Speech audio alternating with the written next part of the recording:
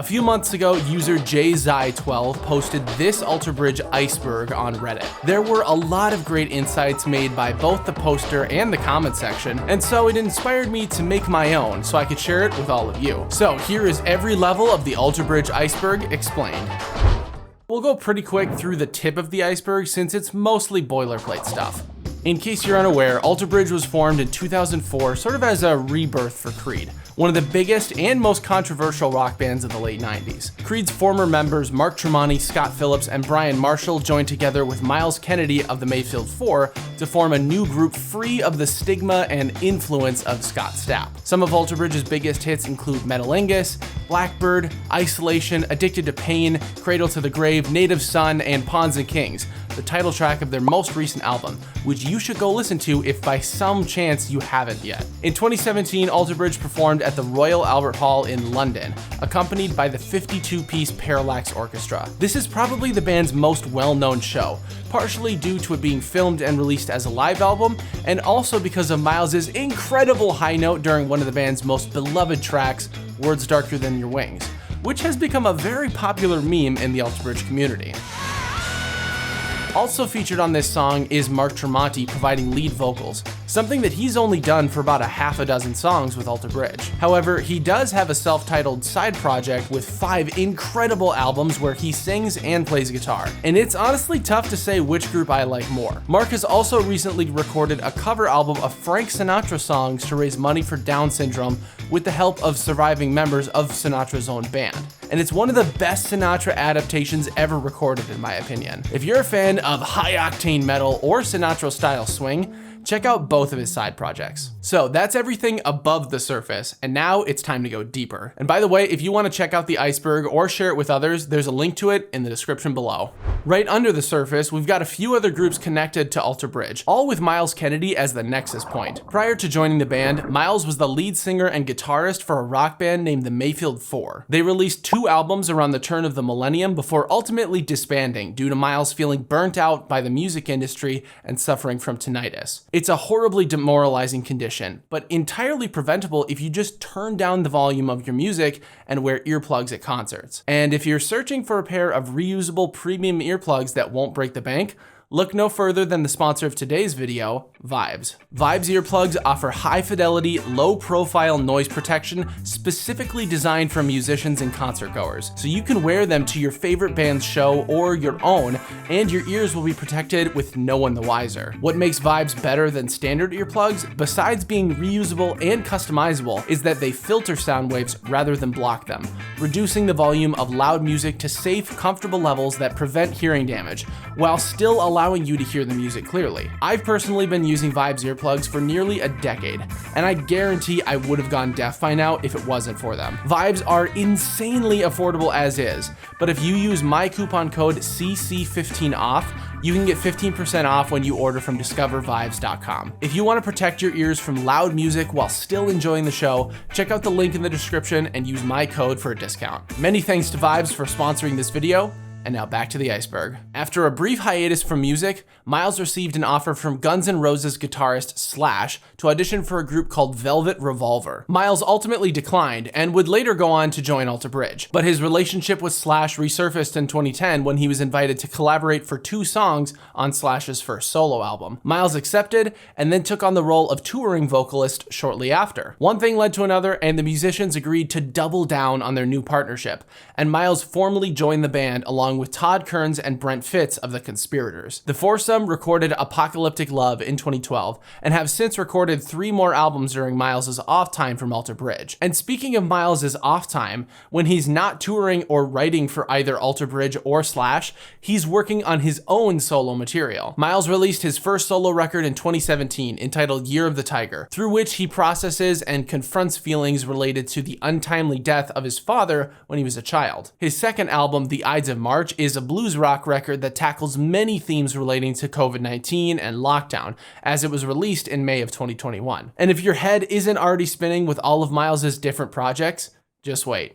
we've still got a long ways to go. Up next, we've got two different comments relating to Alter Bridge's mega ballad Blackbird, which just also happens to be the title of their sophomore album released in 2007. Blackbird the Record was the band's first time with Miles writing both guitar and vocal parts, as he only provided vocals during their debut album One Day Remains. There lives here on YouTube a 21-minute documentary of the making of this album, which offers insight into both the band's writing and recording process from this time. It's a fantastic watch, and I've left a link to it in the description for you to check out after this video. During the documentary, Miles briefly discusses how he came up with the chorus melody for the song Blackbird, but one detail left unmentioned is for whom the song was written. Thankfully, due to copious amounts of interviewers also being curious about this same thing, we have the answer straight from Miles himself. I had a friend, his name was Mark Morris. He owned his own music or guitar shop in my town, Spokane, Washington. And Mark was he was a great guy. He sold me my very first guitar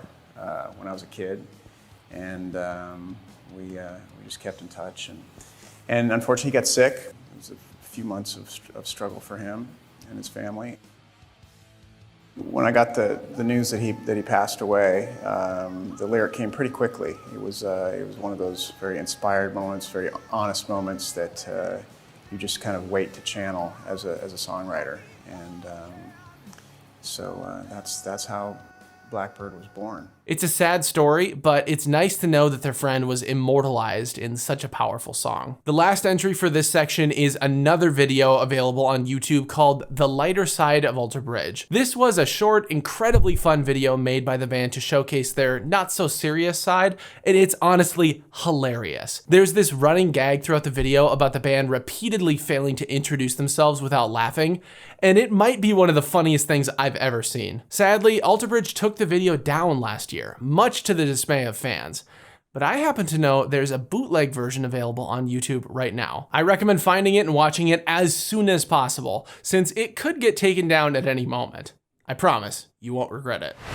From here, we're ready to dig into the obscure facts, starting with Alter Bridge's B-sides and alternate song titles. Alter Bridge have officially recorded 12 B-sides, not including any potential songs from their latest album. Some of these songs are well known by the community, like the bonus tracks Zero and Home from AV3, whereas others like Solace, We Don't Care At All, Breathe, and The Damage Done are lesser known tracks that fans are still discovering to this day. Many of these songs are available on the deluxe edition of Alter Bridge's Live at the O2 Arena album, released in 2017. And I've also made videos ranking every single one of their bonus tracks, which you can check out here. Two of the aforementioned bonus tracks actually have alternate, or rather incorrect, titles, those songs being Never Say Die from Fortress and Symphony of Agony from The Last Hero. Many people know these songs as Outright and Last of Our Kind, as these were the titles used for their respective album releases. However, their O2 Arena versions contain different titles with the original ones in parentheses. So which ones are right? Well, according to an interview from Music Radar in 2019, Symphony of Agony is the correct title for The Last Hero's bonus track. And apparently this kind of thing happens often with the band, where a placeholder title gets published somewhere instead of the official title, confusing fans for years. And since the same titling method is used for both tracks on the O2 Arena album, we can infer that Never Say Die is the correct title as well, and not Outright. Honestly, these versions just make more sense anyways, as both songs use their corrected titles as phrases during the choruses. And just in case you don't believe me, I dug up the article and linked it in the video description for you to read. It offers a lot of information about the songwriting process for The Last Hero, so it's an interesting read simply just for that. One bonus track not featured on the O2 Arena live album is Save Me, from all the way back in the One Day Remains era. This song wasn't a true B-side of the album, but rather an independent song written for the 2005 Marvel superhero movie Elektra, which was a spin-off of the 2003 film Daredevil. Oddly enough, the song wasn't actually used in the movie, just for the accompanying soundtrack, but it's just as well. The song is forgettable compared to other AV tracks released at the time, and it was one of my least favorite bonus tracks across the board. OG fans of Alter Bridge were likely aware of this song when it came out and may hold a soft spot for it, but for most people, it's faded to obscurity by now. Speaking of the big screen, did you know that Miles briefly cameoed in a blockbuster movie with Mark Wahlberg and Jennifer Aniston? Way back in 2001, even before the conception of Alter Bridge, Miles was in a movie called Rockstar, which tells the story of a singer being chosen to replace the lead vocalist of his favorite band Steel Dragon, turning him into a megastar overnight. The story is loosely based on true events, as a similar scenario occurred when Tim Owens replaced Rob Halford as the lead singer for Judas Priest. Miles' cameo is a bit of a spoiler for the end of the movie, so if you want to watch it, this is your warning. Alright, Mark Wahlberg's character, Izzy, gradually becomes disillusioned by the exhausting life of being a rock star and feels trapped because he can't express his own musical ideas within the band. During what would become Izzy's final performance with Steel Dragon, he spots Miles' character Thor in the crowd singing along and pulls him on stage for an epic duet. Backstage after the song, Izzy decides to pass the mantle on to Thor, mirroring the exact circumstances with which he took on the role at the beginning of the movie. Thor becomes the new vocalist for Steel Dragon, continuing the cycle, and Izzy returns home to pursue a solo career and make amends with his ex-girlfriend. Though it flopped at the box office, the movie's actually pretty fun and enjoyable. Several other real musicians play as the band for Steel Dragon, including Zakk Wylde, Jeff Pilson, and Jason Bonham. Wahlberg and Aniston both deliver quality performances, and the movie has some nice story beats that expose the hidden challenges of the music industry underneath all that glitz and glamour. Miles has discussed his role in the movie a few times with interviewers, and he's shared some fun stories about his interactions with Mark Wahlberg. Give it a watch if you're in the mood for some good old 80s rock commentary. Going back to B-sides now, let's jump over to Tremonti to talk about his bonus tracks. Due to the fact that two of his albums were recorded simultaneously, very few B-sides have actually been included with his records. His debut album, All I Was, had no actual bonus tracks or deluxe versions, but two songs recorded during the album sessions were released later on as singles. The songs titled All That I Got and Gone are on par with the quality of his regular music, and the latter song is actually one of my favorite Tremonti tracks ever made. Like I said before, Cauterize and Dust have no B-sides since they were recorded together, but Tremonti's latest albums both have deluxe editions with extra songs. His latest 2021 record, Marching in Time, has two songs, Forgive Myself and Walking Beside Me, both of which are alright in my opinion, and his 2018 concept album, A Dying Machine, has an acoustic version of Desolation, as well as a new song entitled Now or Never. Again, this song is alright by my standards, but not up to the quality of the rest of his music. One other unique piece of media to come from A Dying Machine has nothing to do with songwriting or rock or even music for that matter. Alongside the album, Mark actually co-wrote a science fiction novel of the same name with John Shirley, which fills in the gaps of the story left by the album, blending plot lines of complex romance and adrenaline-pumping rebellion into one story, with inspiration from sci-fi media like Blade Runner and Ex Machina. A small amount of copies were printed, so the book sold out quickly and unfortunately has been unavailable for quite some time now. I've heard rumors that Mark is trying to negotiate a publishing deal to get it back in stock, but I have no idea if this is for sure happening. If this book does ever come back into circulation, I recommend checking it out. Changing subjects now, the next entry for this section is yet another side project off of Alter Bridge called Projected, but this time with Scott Phillips as the link. Alongside members of Seven Dust and Tremonti guitarist Eric Friedman, Scott has recorded 3 albums with Projected since 2012. Due to how busy each member of the band is, they don't often have time for touring or live performances, so Projected is mainly just a recording supergroup. They've written some decent stuff, though none of their work has captivated me to the same degree as like Tremonti, Slash, or Alter Bridge. However, it's great to see artists coming from different corners of rock and trying new things, since ultimately it just results in more music. Another instance of collaboration surrounding Alter Bridge was their sister group Submersed, also featuring Eric Friedman and former Tremonti drummer Garrett Whitlock. Submersed were signed to Wind Up Records along with Alter Bridge, and their fates were closely intertwined for the band's first album, In Due Time. Mark Tremonti assisted on production for about half of the songs, and Scott Phillips even recorded session drums for half of the tracks as well. The group only released 2 albums before disbanding in 2008, but there's been some momentum for the band to reunite over the past year. Their Facebook page has become increasingly more active, and only a few weeks ago they announced that a new full-length album and tour dates are on the way. It's an exciting time if you grew up with this band, and I'm sure I'll be talking about that record on this channel once it comes out. In the meantime, we've still got a lot of interesting material on the Iceberg left to cover, but before we do that, let me know down in the comments if there's anything that you think I've missed.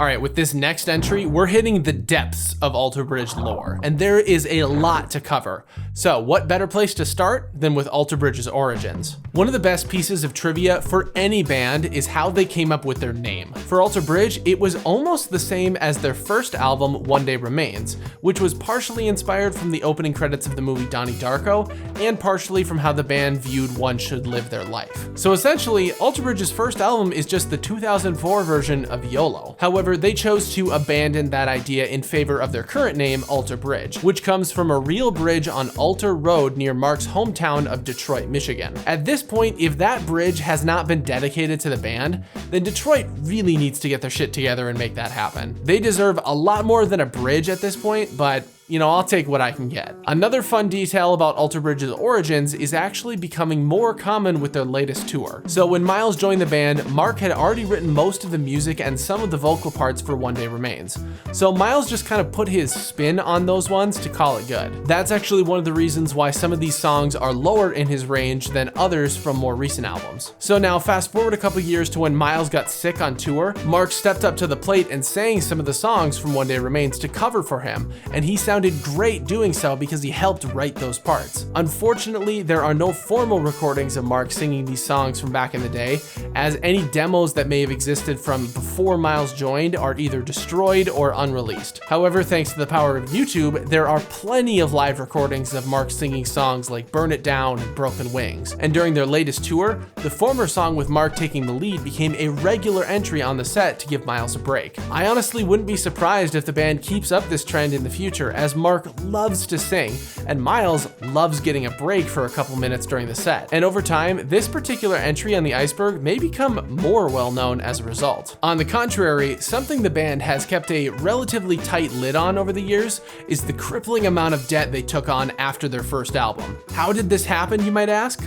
Well, let me explain. The group's predecessor, Creed, was signed to Wind Up Records for the entire duration of their career. So when Mark, Scott, and Brian decided to reunite and form Alter Bridge, Wind Up was the obvious choice for a label. They already had the connections and relationships built with the label, so they signed on for their first record. Wind Up was adamant about turning Alter Bridge into the next Creed, whereas the band members wanted to evolve away from Creed's stigma and try new things. Their relationship with the label began to decay when rumors began circling about Wind Up actually snubbing singles and under-promoting their music, and Alter Bridge ultimately had to cut ties with the company. However, this was not a simple process, and it took several years for them to reach an agreement with Wind Up. That agreement was a bitter pill to swallow though, as it required the band to buy out the remainder of their contract, putting them in severe debt. According to Mark, every dollar earned going forward went to chipping away at that debt, and both he and Miles have written songs calling out Wind Up for screwing them over with the contract buyout. And if I remember correctly, during one of Mark's interviews leading up to Pawns and Kings, he mentioned that they'd finally paid off their debts. It was a huge financial risk that took over 15 years to pay off, and it nearly tanked the group. But thank goodness it didn't. I do not want to imagine a world without Alter Bridge, and I imagine you don't either. That last one was kind of dark, so now let's talk about something a little more lighthearted. Earlier, I mentioned that Alter Bridge has 12 official B-sides, not including any that may arise from Pawns and Kings. However, that's not technically true. There are actually 14 songs in total, but the last two are special since they were never formally recorded for an album or single release. The first of these two elusive songs, On My Way Now, has never been recorded, period, and the only proof of its existence is a YouTube video of a live acoustic performance from like 15 years ago. This video was published in the dawn of YouTube, so it's honestly a miracle that it still exists today. The recording is a little tough to understand due to the crowd noise and poor audio quality, but I bet if it was formally recorded today, it would be a dope song. The other B-side I neglected to mention earlier is Ahavo Rabo Taco Salad, an instrumental track made for Total Guitar magazine. The track originally started as this casual guitar battle between Mark and Miles, but then the rhythm section decided to add their spin onto it and turn it into a full song. A recording of the track also exists on YouTube, but it's an unpolished demo and not a formally produced track like Never Born to Fall Follow or Last Rites. Fun fact, across their 2-decade-long career, this is the only instrumental track they've ever recorded. Though I think it'd be cool to see what they could do with another instrumental track nowadays. There's one more piece of levity to cover before we move on to the final section, and that is Miles's onstage bee attack. So during a show in Glasgow, Miles was once attacked by a bee mid-performance. The best part? He was alone on stage playing the opening chords to Watch Over You on acoustic guitar. So picture this, Miles is strumming his guitar and setting up this peaceful, serene moment while everyone is blissfully prepared to be serenaded. And well, this video speaks for itself.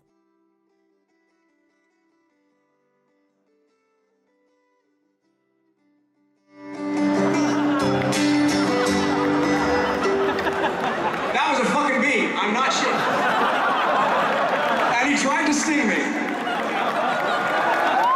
So with that hilarious clip of Miles, we've reached the deepest parts of the iceberg. It does not get any more obscure than this, folks. Let's keep the spotlight on Miles for a second and now talk about his origins. Before Miles became the electrifying frontman of the world's greatest rock band, he dabbled in all sorts of music, the likes of which may surprise you. His first official project was playing lead guitar for a jazz fusion group known as Cosmic Dust in the early 90s. Miles has expressed many times his love for jazz, but it's actually influenced his career much more than he lets on, as jazz was where he got his start. He only recorded one album entitled Journey before moving on to other projects, but it's actually not half bad, if you're into that kind of thing. Following Cosmic Dust, Miles formed an R&B/soul group with traces of funk and alternative named Citizen Swing, where he took on the role of lead singer and guitarist. Citizen Swing's first album leans heavily on the first half of that description, whereas their second and final record, Deep Down, is mostly alt-rock. Through these two groups, as well as the Mayfield 4,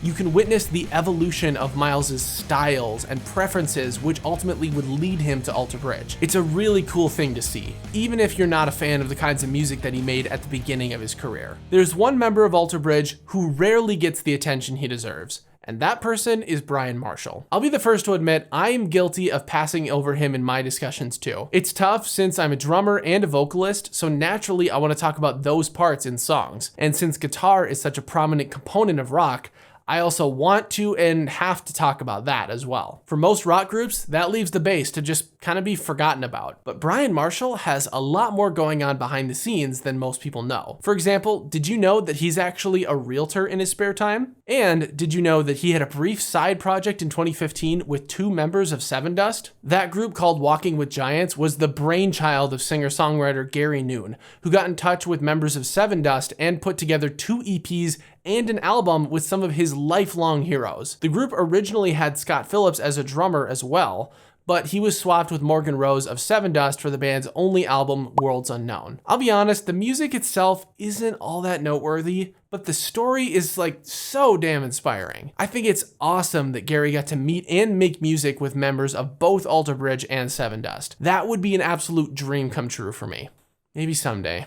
Before we wrap up, there's a couple more tinfoil hat stories left to cover regarding missing parts from both Alter Bridge and Tremonti songs. Starting off with the song Lover off of Fortress, it should come as no surprise when I say that bands will experiment with many different variations of a song before they land on the final version. Many factors can play into why certain parts are scrapped or kept, but according to the Reddit user that inspired this video, a bathroom break was actually responsible for altering the chemistry of Lover's outro. Supposedly, Mark had a solo written for after that final chorus, but he left the studio to use the restroom, and then in that gap, Miles decided to try his own vocal part over the section. When Mark came back, he must have liked that more, and then the song as we know it came to fruition. Now, whether or not this is actually true is undetermined, as I couldn't find anything else to back up the story. However, when listening to the song, I could actually see it having a guitar solo at the end instead of Miles riffing, because his vocal part is quite similar to a guitar solo. Remnants of this solo can also be heard at the end of the live performance from the Royal Albert Hall show, but I don't know for sure if this was the original solo or something new that Mark came up with for that show. If anyone can back this story up or refute it, make sure to let us all know down in the comments. The other known instance of a missing part is actually from the Tremonti song Proof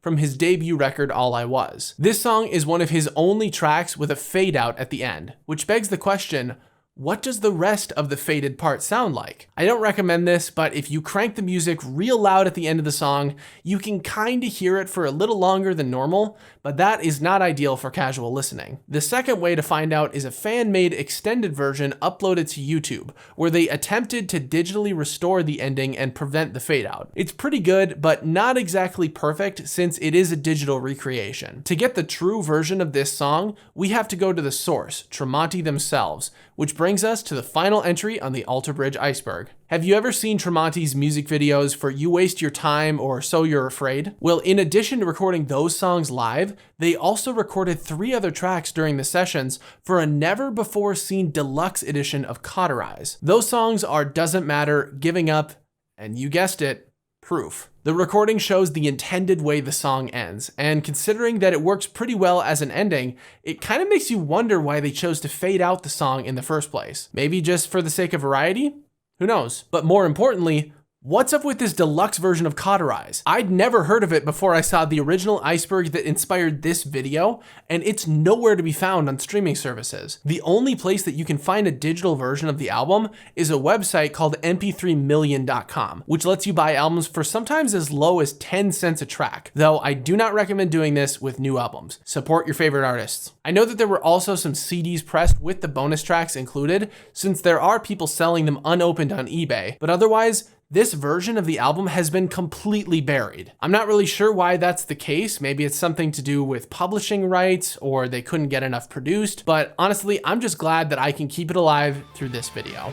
So that is the full Alter Bridge Iceberg. Is there anything I missed? Let me know down in the comments. You know, sometimes it's hard to believe just how many different side projects the members of Alter Bridge have been a part of over the years. If you're struggling to keep it all straight, then I recommend that you check out this playlist where I actually reviewed every single album ever made featuring one or more members of Alter Bridge. Thanks for watching, and I'll see you later.